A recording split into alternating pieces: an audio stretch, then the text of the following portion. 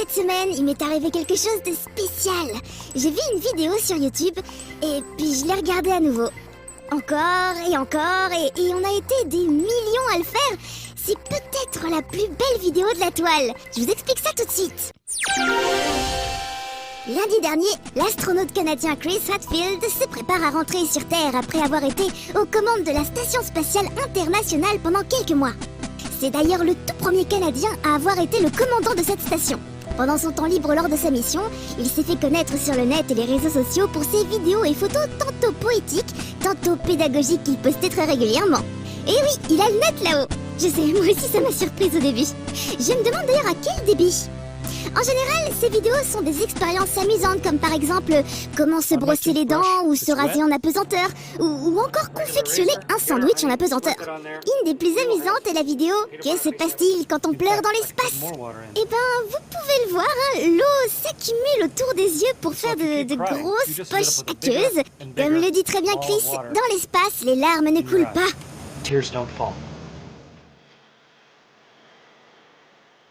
Et là, Chris vient de poster une vidéo, la dernière avant son retour. C'est tout simplement une chanson, un vidéoclip avec une reprise de Space Oddity de David Bowie.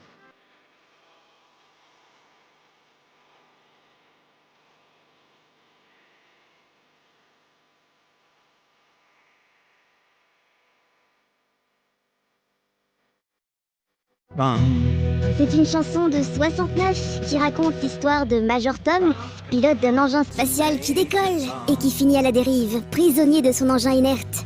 Une chanson poétique et dans le ton de l'époque où la conquête spatiale et le film 2001 l'Odyssée de l'espace faisaient l'actualité. La chanson avait d'ailleurs été traduite et chantée en français par Gérard Palapra, un chanteur en plein dans la mouvance hippie qui a connu le succès au début des années 70. De perles d'oubli au cœur d'un roi qui se languit. Mais revenons à Chris.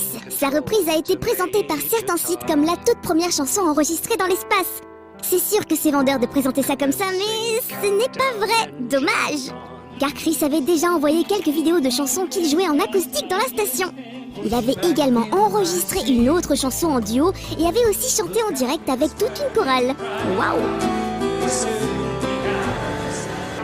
Mais là, c'est un peu le point d'orgue de sa carrière musicale exosphérique.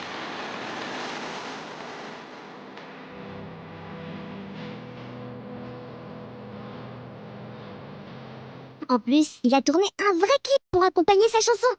Le chant et la guitare ont effectivement été enregistrés à bord de la station, tandis que le reste de la musique, les arrangements et le mixage ont été faits sur Terre. Et le résultat est stupéfiant. Le clip est très bien réalisé, cadré et monté, l'image est magnifique, rehaussée par un étalonnage discret et de bon goût. Et Chris assure carrément une vraie rockstar en apesanteur.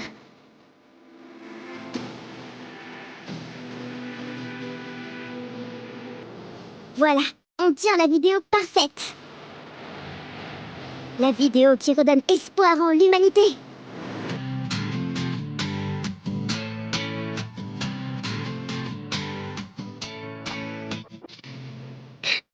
La plus belle vidéo sur le net. À bientôt, bande d'attaque!